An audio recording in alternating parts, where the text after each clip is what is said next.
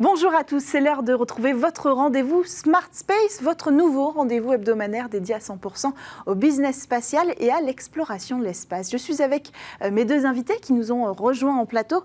On commence par Clément Gallic, cofondateur d'Unseen Labs, start-up française qui envoyait dans l'espace ses propres nanosatellites dédiés à la surveillance des navires en mer. Bonjour, bienvenue sur le plateau. Avec vous également Marino Franito, directeur de la business unit de la fusée Vega. Bonjour et bienvenue sur le plateau. Alors la fusée Vega, c'est le lanceur léger d'Arianespace pour l'Agence spatiale européenne, développé sous maîtrise d'œuvre italienne. C'est ce même lanceur qui a envoyé en orbite terrestre dans la nuit du 16 au 17 août dernier votre dernier satellite chez Unseen Labs, qui jusqu'alors avait été lancé par Rocket Labs pour les deux derniers lancements, qui est donc une entreprise américaine. Alors ma première question, pourquoi cette fois-ci vous avez choisi Arianespace ?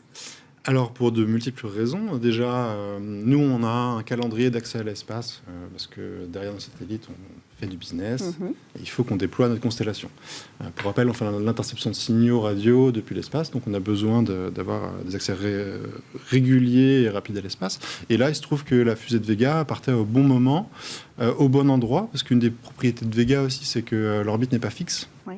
On peut avoir des orbites multiples. Donc typiquement, là, on est avec le Pléiade d'Airbus, qui n'est pas du tout sur la même orbite que nous.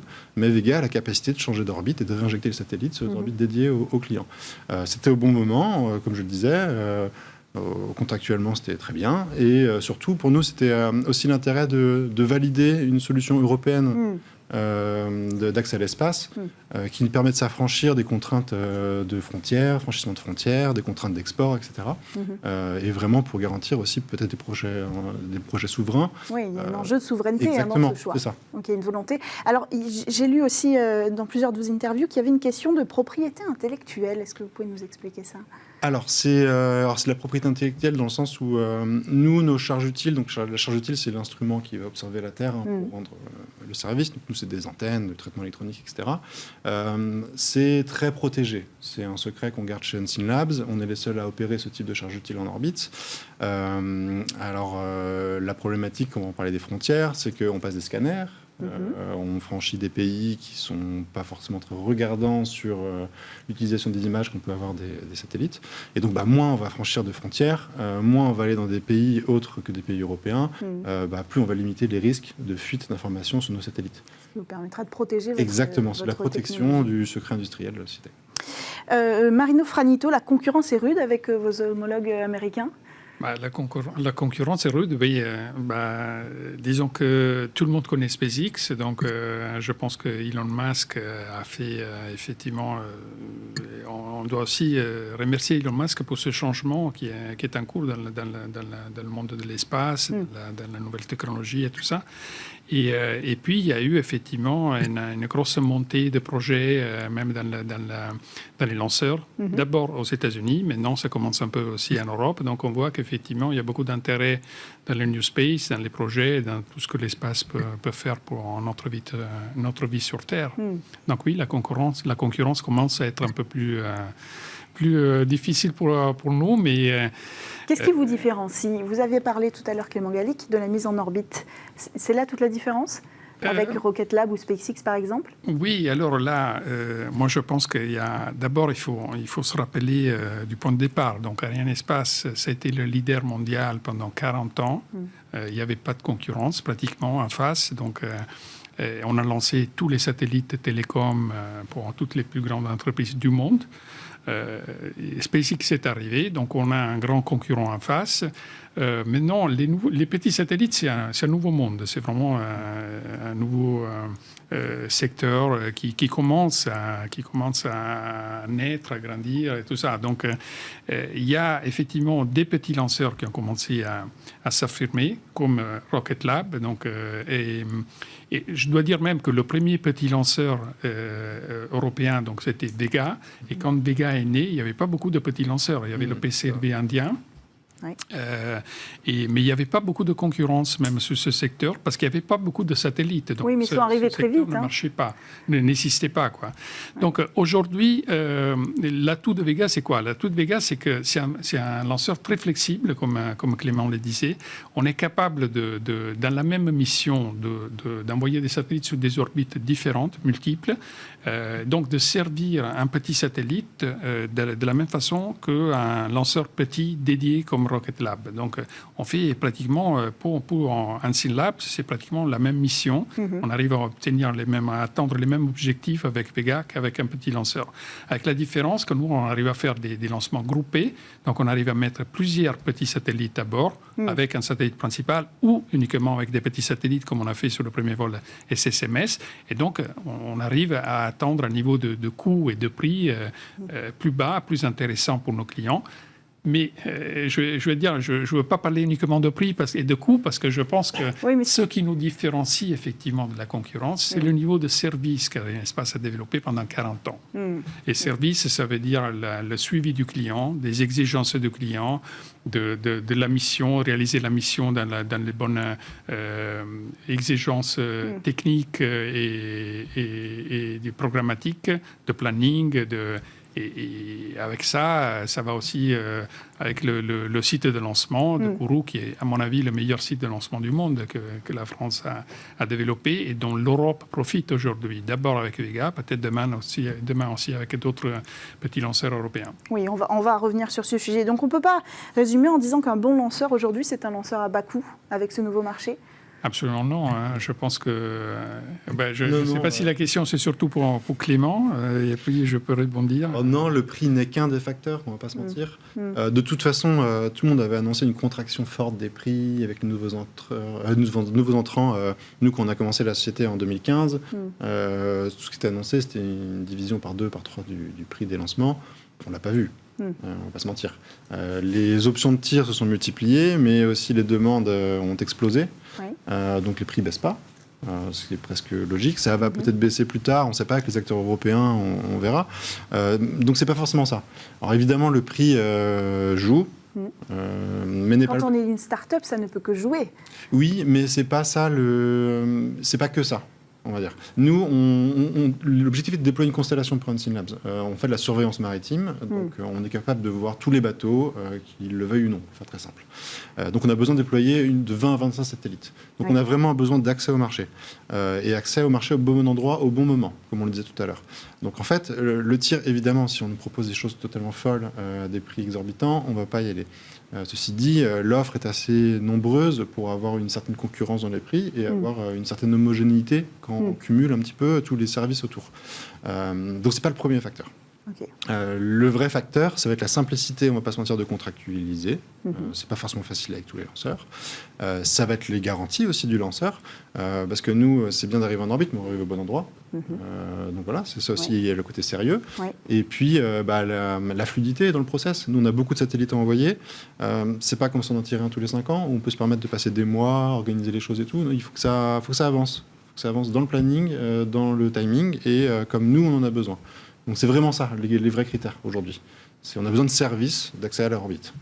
Il y a la question aussi de l'abolition de ce passager principal. On peut en parler parce que ça a joué effectivement sur les prix et sur la fréquence des vols. Est-ce que vous pouvez nous résumer ce principe de passager principal, Marino Franito? Le principe de passager principal, c'est, disons, il y a différentes conditions d'import sur un lanceur comme Vega.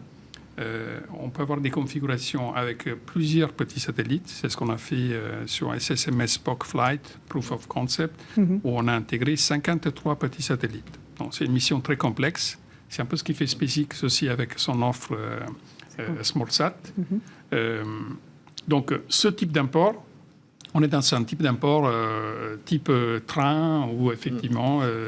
disons, où tout le monde doit acheter son ticket, il y a une date de départ, il y a une heure de départ, tout le monde doit être là à la bonne heure, au bon moment, et va être lancé avec les conditions qui sont pareilles pour tout le monde. Puis il y a des lancements de type qu'on appelle piggyback en anglais, ça veut dire il y a un passager principal, et puis on met des petits satellites qui sont importés Mais effectivement, le nom est un peu, disons, pas très adapté à la situation de Vega. Parce que piggyback, ça veut dire on s'adapte au passager principal. Ça veut dire, et c'est ce qui fait le PCLV, par exemple, ce qu'ils font les lanceurs russes, ce qui fait SpaceX des fois. Nous, on ne fait pas ça. Donc nous, on n'a pas le passager principal qui impose sa mission et tout le monde s'adapte. On a une mission pour le passager principal qui paye sa place, qui donc couvre la plupart des coûts du lancement. Puis il nous laisse une capacité qu'on peut utiliser pour remplir avec des petits satellites. Mais on va donc adapter le reste de la mission avec la capacité résiduelle en termes de performance du lanceur et de place à ces petits satellites. On va construire une mission pour eux. Donc la mission, une fois terminée la mission du passager principal, ça commence la mission pour les petits satellites. Ce qui permet une variabilité aussi, c'est intéressant de le préciser, de la taille des satellites que vous pouvez embarquer dans la fusée Vega. Mais ça dépend de la capacité résiduelle. Donc, par exemple, sur le lancement qu'on a fait VV18 et VV19, on a importé la première fois 5, la deuxième fois 4 petits satellites. On a construit une mission dédiée pour le satellite Unseenlabs parce qu'eux, ils ont demandé une orbite spécifique avec une altitude spécifique autour de 550 km. Le passager principal, il allait beaucoup plus haut, il allait à 625. Et donc, au moment de la séparation, on a réallumé l'étage encore 2 fois, l'étage supérieur de Vega, pour aller sur la bonne orbite. Puis, on ne s'est même pas arrêté là. Parce que nous, et ça c'est la différence avec nos concurrents, on n'en parle pas beaucoup, mais la différence c'est qu'à Vega, la mission ne finit pas au moment de la séparation des passagers secondaires, ça continue, on réallume le moteur parce qu'on fait descendre l'étage pour le faire rentrer dans l'atmosphère pour laisser l'orbite propre. Disons. Donc ne pas laisser de débris qui vont représenter un risque et un problème dans quelques années pour toutes les missions dans l'espace. Oui, c'est important de rappeler que cet étage du lanceur, normalement, dérive. Il est beaucoup flexible. Voilà. Et je vous dis encore, avec Vega C, on va passer de 5 réallumages possibles à 8 réallumages possibles. Donc, ça veut dire qu'on peut faire 3 orbites différentes. Donc, sur la même mission, on peut séparer un passager ou plusieurs passagers sur une orbite, changer l'orbite encore, et après encore changer l'orbite pour la 3e fois, et donc servir à 3 missions différentes avec le même lanceur. Clément Gallic, l'objectif, c'est d'envoyer 25 à 30 satellites dans l'espace. Est-ce que ce sera rentable? Est-ce que c'est envisagé? L'objectif, c'est de les envoyer tous de Guyane? Alors, tous de Guyane, comme on le disait, ça va dépendre de la fréquence des tirs. Nous, je pense qu'on a un besoin, au moins en début, de fréquence qui ne permettra pas de tout tirer de Guyane. Ceci dit, on est très content d'avoir l'option Guyane dans notre portefeuille aujourd'hui. Mais après, il faut être réaliste, où nous, on a une société, on doit se déployer. On doit avancer sur les services commerciaux, même si aujourd'hui on est déjà opérationnel. Après, l'histoire de rentabilité, comme je le disais, si on a signé avec Arianespace, c'est qu'on s'y retrouve et c'est pas un problème pour nous. Donc, limite, cette question-là n'est pas la plus importante. Enfin, si, elle est importante, mais pas celle-là qui va faire qu'on va partir ou pas. Non, nous, on a vraiment besoin d'aller beaucoup et souvent en orbite. Donc on va forcément, je pense, multiplier les différents lanceurs. Ceci dit, sanctuariser et valider l'option européenne souveraine, pour nous, est extrêmement important. Oui, c'est important qu'on revienne sur ce sujet de la souveraineté. Comment on peut le pousser à votre échelle? Par exemple, en étant directeur de la business unit de Vega, vous êtes confronté à ces nouveaux arrivants européens également, qui proposent de créer leur propre lanceur. Quel regard vous portez sur eux? Est-ce qu'ils sont considérés comme des concurrents ou comme des alliés potentiels vers une souveraineté européenne? Alors déjà, merci pour cette question. Je pense que c'est une question très à la mode aujourd'hui et très importante. Moi, je voudrais dire, je pense qu'un point très important, c'est l'écosystème spatial européen. Donc, nous, on a vu, moi, je vois dans mon métier, dans les interfaces avec les clients, j'arrive à avoir un regard un peu sur l'espace au niveau mondial, en Asie, aux États-Unis, en Europe, en Russie. Et on voit que les États-Unis ont pris une avance par rapport à l'Europe, surtout dans l'espace, dans le New Space, et dans la création d'un écosystème commercial dans le New Space. Donc, les applications dans l'espace, avec notamment une retombée sur Terre, mais même des avancées technologiques et tout ça. Quand on a fait la mission SSMS Spaceflight, on a vu que 90% des clients venaient des États-Unis. Parce que les entreprises étaient surtout basées aux États-Unis. Les startups, les investisseurs, les venture capitalistes, ils ont investi énormément d'argent aux États-Unis. L'Europe est restée un peu en arrière parce qu'il y avait surtout un écosystème institutionnel en Europe. Donc c'était surtout l'ESA, la Commission européenne, qui commence aussi à pousser ces initiatives, les centres de recherche, les universités, les spin-offs des universités, tout ça. Donc, il n'y a pas encore beaucoup de startups comme Unseen Labs. Mais là, on les voit arriver. Il y a des startups, par exemple Venture Orbital System, qui propose de créer son propre lanceur. Absolument. Il y en a des startups allemandes aussi, qui sont positionnées sur ce secteur-là. Donc, comment on va travailler avec ces startups ? Déjà, ce que je voulais dire, c'est que je pense que nous, on a une tâche très importante avec SSMS qu'on a essayé de créer à Arianespace, que j'ai beaucoup poussé la création de ce service. Je pense que c'est vraiment fondamental pour l'écosystème européen d'avoir une solution de lancement à bas coût en Europe, pour éviter de devoir aller aux États-Unis, de devoir aller en Inde pour lancer un petit satellite. Donc, cette question de souveraineté est très importante. Et c'est ce qu'on essaie de faire avec nos solutions de lancement. Le fait qu'il y ait d'autres startups qui commencent aussi à se lancer dans ce domaine, je pense que c'est très bien pour l'Europe. Je pense que c'est ce dont l'Europe a besoin pour se développer, et pour avoir une croissance technologique et économique dans ce qui sont les nouvelles applications. Donc on a besoin de cette croissance. Donc, mais il faudrait porter cette croissance justement, et ce sera notre conclusion peut-être, avec des fonds d'investissement. Il faut investir dans la Space Tech européenne. C'est un sujet auquel vous avez été confronté. Vous avez réalisé une levée de fonds, vous ?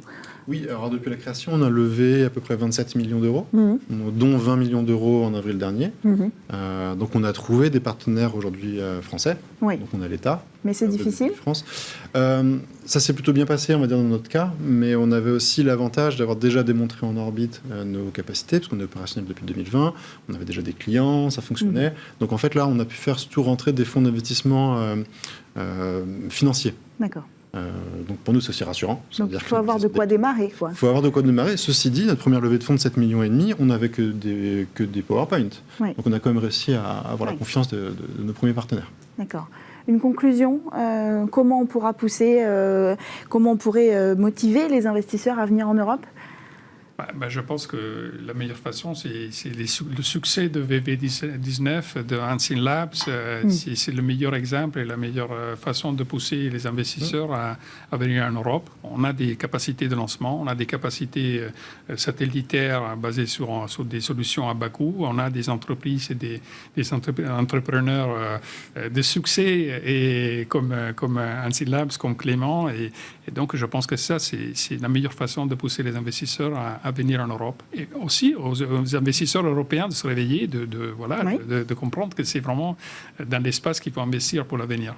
Merci à tous les deux d'être venus sur le plateau de Smart Tech et de Smart Space. Merci à vous, Marino Franito, directeur de la Business Unit de la fusée Vega, et à vous, Clément Galli, cofondateur d'Unseen Labs. C'est la fin de cette émission, c'est la fin de Smart Tech. On se retrouve la semaine prochaine sur Bismart.